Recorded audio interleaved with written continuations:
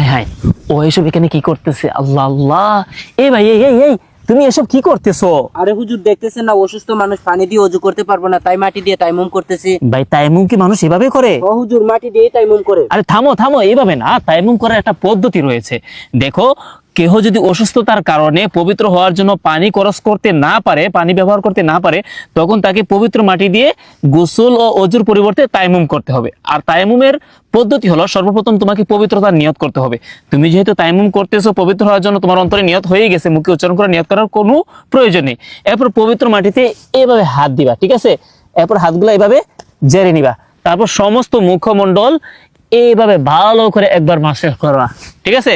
তারপর আবার পবিত্র মাটিতে এইভাবে হাত দিবা, হাতগুলো আবারও ঝেড়ে নিবা। এবার বাম হাত দ্বারা ডান হাত এইভাবে একবার মাসাজ করবা, ঠিক আছে? এরপরে ডান হাত দ্বারা বাম হাত এইভাবে ভালো করে একবার মাসাজ করবা। ব্যাস, পবিত্রতার নিয়তে তোমার তায়াম্মুম হয়ে গেল।